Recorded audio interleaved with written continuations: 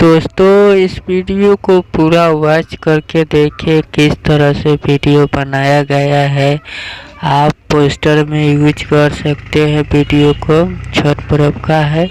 केला सामने आप सिंगरों को फोटो लगा सकते हैं। सूरज देव है उस पर गाना के अपना नाम दे सकते हैं।